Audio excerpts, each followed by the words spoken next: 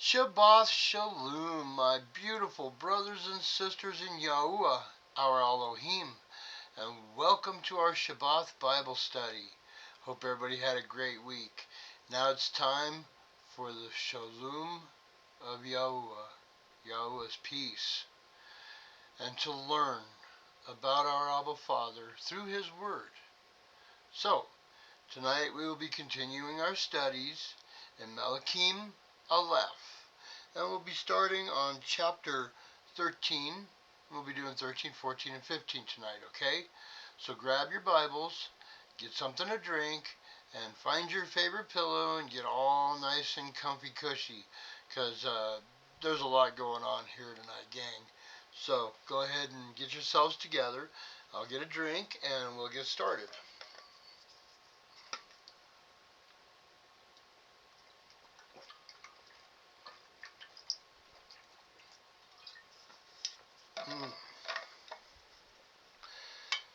Everybody barbecuing in this summertime heat? Yeah, it's pretty warm here. 100 degrees today.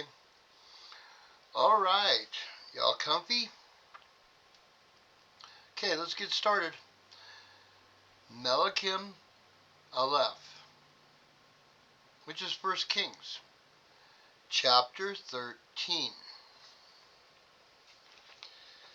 And see, a man of Elohim went from Yehuda to Beth El by the word of Yahuwah, while Jeroboam was standing by the slaughter place to burn incense. So if you remember, Jeroboam built himself a slaughter place and some idols, and he's doing slaughterings and making up his own high holy days and burning incense, and yeah, just choosing priests. Whoever wants to be a priest can be a priest. There's no Levites. It's a mess. It's a real mess. So a man from Elohim's going to see him. Verse 2. And he cried out against the slaughter place by the word of Yahuwah, and said, O slaughter place, thus said Yahuwah, see, a son is to be born to the house of David, Yoshiyahu, which is Josiah, is his name, and on you he shall slaughter the priests of the high places who burn incense on you, and men's bones be burned on you. So he's telling him what Yahuwah said. Verse 3. And he gave a sign the same day, saying, This is the sign which Yahuwah has spoken. See, the slaughter place is split apart, and the ashes on it is poured out. And it came to be, when sovereign Jeroboam heard the saying of the man of Elohim, who cried out against the slaughter place in Bethel, that he stretched out his hand from the slaughter place, saying, Seize him! Then his hand, which he stretched out towards him, dried up, so that he was unable to bring it back to him. So, yeah, Jeroboam stretched out his hand and said, Hey, you guys grab that guy. And his hand went... Verse 5. And the slaughter place was split apart, and the ashes poured out from the slaughter place, according to the sign which the man of Elohim had given by the word of Yahuwah. And the sovereign answered and said to the man of Elohim, Please appease the face of Yahuwah, your Elohim, and pray for me that my hand might be restored to me. And the man of Elohim appeased the face of Yahuwah, and the sovereign's hand was restored to him, and it became as it was before. So Yah fixed his hand for him as a sign. Verse 7. The sovereign then said to the man of Elohim, Come home with me and refresh yourself, and I give you a gift. But the man of Elohim said to the sovereign, If you were to give me half your house, I do not go in with you, nor do I eat bread, nor drink water in this place. For so he commanded me by the word of Yahuwah, saying, Do not eat bread, nor drink water, nor return by the same way you came. So he went another way, and did not return by the way he came to Bethel. And a certain old prophet was dwelling in Bethel, and his sons came and told him all the works of the man of Elohim had done that day in Bethel, the words which he had spoken to the sovereign.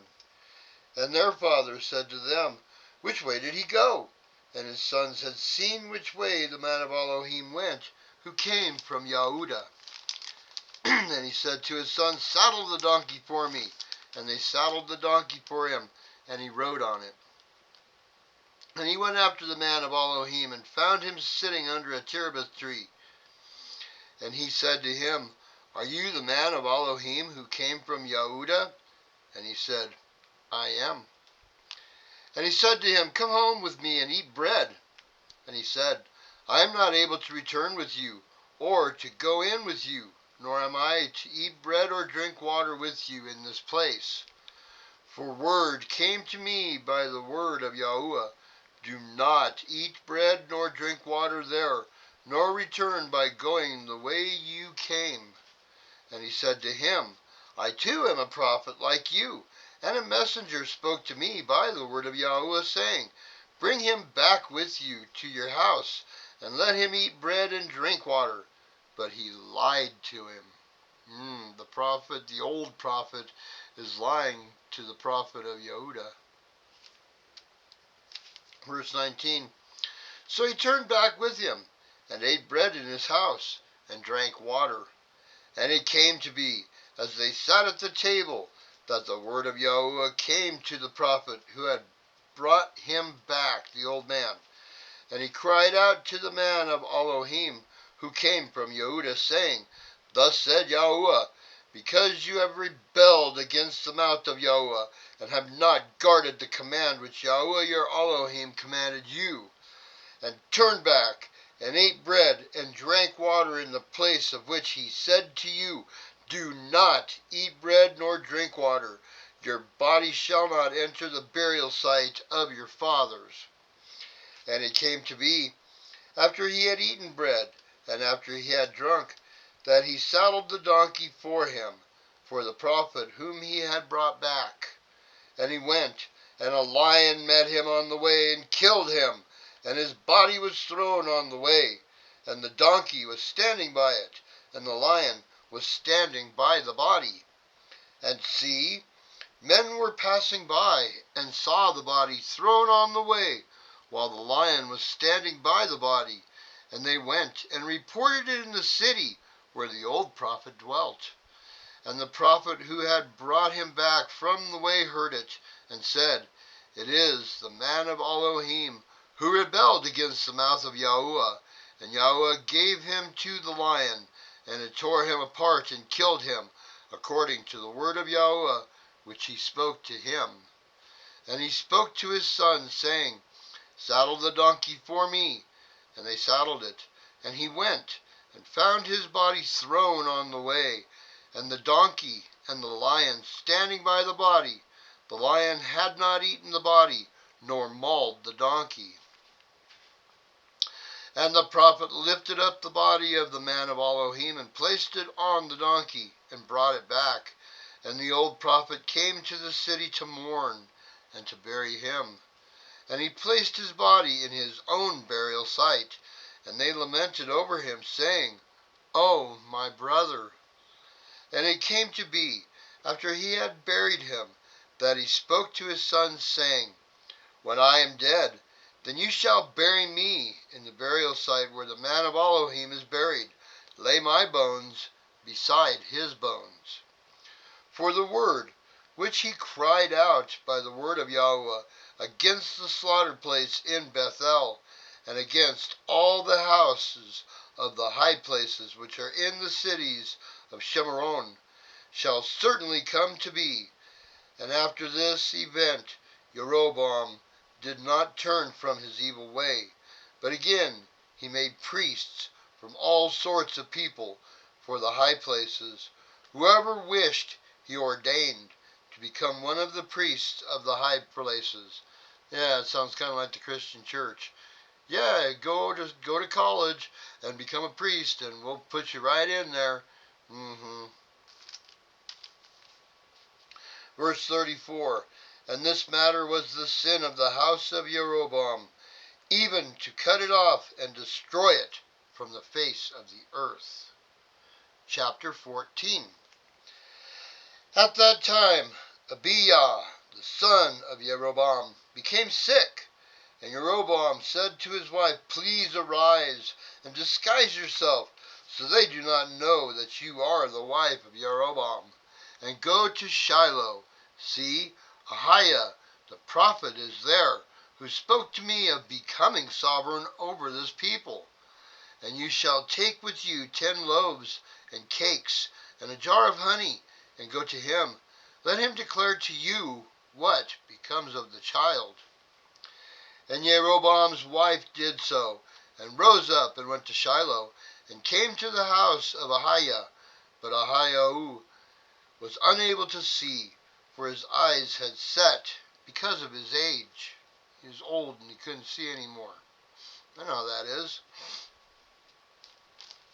Verse 5. And Yahweh had said to Ahiah, See, the wife of Jeroboam is coming to ask you a word about her son, for he is sick.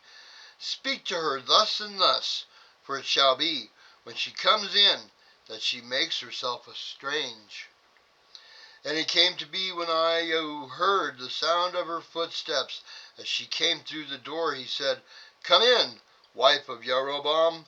Why are you making yourself strange? And I have been sent to you with a hard word. Go say to Jeroboam, Thus said Yahweh Elohim of Yasharel, because I exalted you from among the people, and made you ruler over my people, Yasharel, and tore the reign away from the house of David, and gave it to you. And you have not been as my servant David, who guarded my commands, and who followed me with all his heart, to do only what was right in my eyes. But you have done more evil than all who were before you, for you have gone and made for yourself other mighty ones, and molded images to provoke me, and have cast me behind your back. Yeah, he molded those golden calves and stuck one in Dan and the other one in Bethel, made himself a high holy place, and was making sacrifices, to all kinds of small g gods. Verse 10. Therefore, see, I am bringing evil to the house of Jeroboam, and shall cut off from Jeroboam every male in Yasharel, whether shut up or left at large, and sweep away the remnant of the house of Jeroboam, as one sweeps away dung, until it is gone. Those of Jeroboam who die in the city, the dogs do eat, and those who die in the field, the birds of the heavens do eat, for Yahuwah has spoken it. And you, arise, go to your house. When your feet enter the city, the child shall die. And all Yasharel shall mourn for him and bury him, for he is the only one of Jeroboam who shall come to the burial site, because in him there is found a good report towards Yahuwah Elohim of Yasharel in the house of Jeroboam. He was too young to have any evil in him. He was not of the age of knowing any better. Verse 14, And Yahuwah shall raise up for himself a sovereign over Yasharel, who cuts off the house of Jeroboam this day, and even now. And Yahuwah shall strike Yasharel as a reed is shaken in the water, and shall pluck Yasharel from this good soil which he gave to their fathers, and shall scatter them beyond the river, because they have made their Asherim provoking Yahuwah. Asherim, the phallic symbol they danced around? Yeah, fertility god. Verse 16.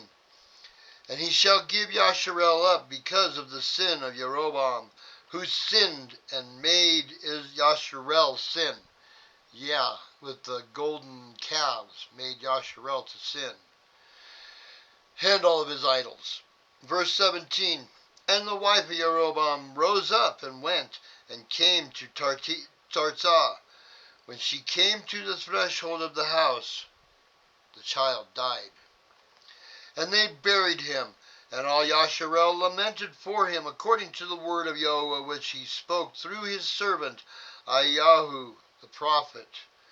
And the rest of the acts of Jeroboam, how he fought and how he reigned, see, they are written in the book of the annals of the sovereigns of Yasharel. And the days that Jeroboam reigned was 22 years. So he slept with his fathers, and Nadab, his son, reigned in his place. Meanwhile, Rehoboam, son of Shelmoah, reigned in Yehudah. Rehoboam was 41 years old when he became sovereign, and he reigned 17 years in Yasharelim, the city which Yahweh had put out of had chosen out of all the tribes of Yasharel to put his name there. And his mother's name was Naamah, the Amorites. The Amorites. Yeah, the children of the Ammonites. Nice. Verse 22, and Yehudah did evil in the eyes of Yahuwah, and they provoked him to jealousy with their sins which they committed, more than all that their fathers had done. For they also built for themselves high places, and pillars, and asherim, on every high hill, and under every green tree. Evergreen trees. Christmas trees. Verse 24. And there were also cult prostitutes in the land. They did according to all the abominations of the nations which Yahweh dispossessed before the children of Yasharel. And it came to be in the 5th year of the sovereign Rehoboam that Shishak, sovereign of Mizraim, came up against Jerusalem. And he took away the treasures of the house of Yahweh, and the treasures of the sovereign's house. He even took away all. And he took away all the shields of gold which Shelomoah had made. And sovereign Rehoboam made shields of bronze to replace them, and entrusted them into the hands of the chiefs of the guard, who guarded the entrance of the sovereign's house. So, all those beautiful golden shields that Shelomoah made, the king of Mizraim, the Pharaoh, took them all. So Rehoboam made them of bronze. No longer under the covering of Yahuwah. They see gold is soft, so it's not much of a shield to use in battle. It was the covering of Yahuwah over the house of Shelomoah. But since they've been stolen away because the covering has been removed, now Rehoboam made them out of bronze. And bronze is good and hard according to this time, this period of time. Bronze was like the stuff. So now Rehoboam is using them for guarding his house instead of just hanging in the forest of Lebanon. Okay, verse 28, and it came to be, whenever the sovereign went into the house of Yahweh, the guards would bring them, then take them back into the guard room. So they were bringing him along to escort him. Verse 29, and the rest of the acts of Rehoboam, and all that he did, are they not written in the book of the annals of the sovereigns of Yehudah? And there was fighting between Rehoboam and Jeroboam all the days. So Rehoboam slept with his fathers and was buried with his fathers in the city of David. And the name of his mother was Naamah, the Amorites. And Abiam, his son, reigned in his place. Chapter 15. And in the 18th year of sovereign Jeroboam, son of Nebat, Abiam became sovereign over Yehudah. And he reigned 3 years in Jerusalem, and his mother's name was Maacah, the granddaughter of Absalom. And he walked in all the sins of his father, which he had done before him, and his heart was not perfect to Yahuwah his Elohim, as was the heart of his father David. But for David's sake, Yahuwah his Elohim gave him a lamp in Jerusalem, to raise up his son after him, and by establishing Jerusalem. For David did what was right in the eyes of Yahuwah, and did not turn aside from all that he commanded him all the days of his life, except in the matter of Uriah the Hittite. It's the only time that David went off the rails. Verse 6. And there was fighting between Rehoboam and Jeroboam all the days of his life, and the rest of the acts of Abiam, and all that he did. Are they not written in the book of the annals of the sovereigns of Yehuda? And there was fighting between Abiam and Jeroboam. So Abiam slept with his fathers, and they buried him in the city of David, and Asa, his son, reigned in his place. So now Asa is the king in Judah, in Jerusalem. Okay? Let's try to keep all this straight. Verse 9. And in the 20th year of Jeroboam, sovereign of Yasharel, Asa became sovereign over Yehuda. Okay? And he reigned 41 years in Jerusalem, and his grandmother's name was Maacah, the granddaughter of Absalom. And Asa did what was right in the eyes of Yahuwah, as his father David had done. So Asa was a good guy. And he put away the cult prostitutes from the land, and removed all the idols that his father had made. So he's taken out all the idols and the prostitutes, and he's cleaning things up. Verse 13. He also removed Maacah his grandmother from being sovereigness mother, because she had made an abominable image for Ashtoreth. And Asa cut down her abominable image and burned it by the Wadi Kidron. There's the Wadi Kidron again. A lot of things get burned, smashed, and dumped into the Wadi Kidron. A lot of evil things. So he took out his grandmother for making an Ashtarim. Verse 14. But the high places were not removed. The high places where others were doing sacrifices. On every high hill they had little altars built where they were making sacrifices to their small g abomination gods. Verse 14, but the high places were not removed. However, Asa's heart was perfect with Yahuwah all his days. And he brought into the house of Yahuwah the set-apart items of his father, and his own set-apart items, silver and gold and utensils.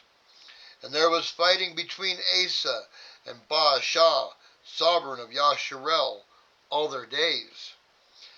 And Baasha, sovereign of Yasharel, came up against Yehuda and built Ramah to keep anyone from going out or coming in to Asa, sovereign of Yehuda. So he built a town, and he's going to use it as like a forward operating base. Okay? Baasha did, of Yasharel. Verse 18, and Asa took all the silver and gold that was left in the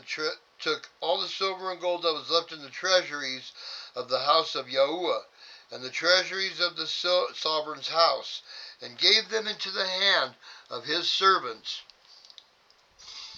And sovereign Asa sent them to Ben-Hadad, son of Taberemah, son of Hezion, sovereign of Aram, whom dwelt in Damascus, saying, let there be a covenant between you and me, as there was between my father and your father. Look, I have sent you a present of silver and gold. Come, break your covenant with Baasha, sovereign of Yasharel, so that he withdraws from me. Okay, so Asa sent a whole bunch of gold and silver to this guy Ben-Hadad. Okay, who was running operations for Baasha. So he was like a mercenary. Him and his guys were mercenaries for Baasha coming against Yehuda. Okay, but Asa did the end around and paid him off, and so now they're going to go against Baasha. See how that's working? Yeah. Okay. Let's continue on. Verse 20, and Ben-Hadad listened to the sovereign Asa, and sent the commanders of his armies against the cities of Yasharel, and struck Ayan, and Dan, and Abel Bethel Makkah, and all Kinneroth, with all the land of Naphtali. Like came around behind them and started attacking them from the rear. Yasharel. And it came to be when Baasha heard it, that he stopped building Ramah, and remained in Tirzah. Then sovereign Asa summoned all Yehuda, no one was exempted, and they took away the stones and timbers of Ramah, which Baasha had used for building, and with them sovereign Asa built Geba of Benjamin and Mitzpah. So from where Baanah was building this town as a forward operating base to attack Yehuda, after they chased him out of there, then they went and they took all the building materials and they built Geba. It's a town of Benjamin and Mitzpah with those building materials. Used them wisely. Smart. Verse 23, and the rest of the acts of Asa, and all his might, and all that he did, and the cities which he built, are they not written in the book of the annals of the sovereigns of Yehuda? But in the time of his old age, he was diseased in his feet. So Asa slept with his fathers, and was buried with his fathers in the city of David his father, and Jehoshaphat his son reigned in his place. And Nadab, son of Jeroboam, became sovereign over Yasharel in the 2nd year of Asa, sovereign of Yehuda, and he reigned over Yasharel 2 years. So as soon as his dad died, he became the sovereign, but he only reigned 2 years. Verse 26, and he did evil in the eyes of Yahuwah, and walked in the ways of his father, and in his sin, by which he made Yasharel sin. So he was doing all the creepy heathen stuff too. Then Baasha, son of Ahiah, of the house of Issachar, conspired against him, and Baasha struck him at Gibbethon, which belonged to the Philistines, for Nadab and all Yasharel had laid siege to Gibbethon. So they were getting ready to attack Gibbethon, and Baasha came around and took them out and killed Nadab. 28. And Baasha killed him in the 3rd year of Asa, sovereign of Yehuda, and reigned in his place. And it came to be, when he became sovereign, that he struck all the house of Jeroboam, and did not leave to Jeroboam anyone breathing, until he had destroyed him, according to the word of Yahuwah, which he had spoken by his servant Ahiah the Shilonite. Verse 30, because of the sins of Jeroboam, which he had sinned, and by which he had made Yasharel sin, because of his provocation, with which he provoked Yahweh Elohim of Yasharel, and the rest of the acts of Nadab, and all that he did, are they not written in the book of the annals of the sovereigns of Yasharel? And there was fighting between Asa and Baasha, sovereign of Yasharel, all their days. In the 3rd year of Asa, sovereign of Yehuda, Baasha, son of Ahiah, became sovereign over all Yasharel and Tirzah, and reigned 24 years. And he did evil in the eyes of Yahuwah, and walked in the ways of Jeroboam, and in his sin, by which he made Yasharel sin. And that's the end of chapter 15. Wow, talk about moving right along. We covered 3 kingdoms right there in 3 chapters. Woo! A lot of action going on there, and we can see that the division between Yasharel and Yehuda has gotten really bad. There's two totally separate kingdoms. None of them are doing any good. Asa tried to clean up everything that was going on in Yehuda, but he didn't take down the high places. Yeah, well, what a mess. Well, that's what happens when we don't do what we're supposed to. That's right. What are we supposed to do? We're supposed to follow the law, Torah, the instructions of Yahuwah. Once we fall off of that path, bad things start happening all over the place. Yeah, that's why it's so important to teach your children, okay? We really need to teach the little ones. This is very important. Please go over Torah with the little ones, along with reading the rest of the Bible with them also. Teach them. Teach them everything that's in Yahuwah's book. Okay? Yah bless each and every one of you seeking His knowledge and wisdom. We sure need it, gang. We sure need it. Especially in these end times. Things are going to start getting real bad. And we really need to be close to Yahuwah. Alright, gang. That's all I got for tonight. I hope you all have a wonderful Shabath. I hope you find Yah's Shalom everywhere you look. And we will see you on 4th day for our midweek Bible study. Okay? Okie dokie. Y'all have a great Shabbath. Shabbath Shalom.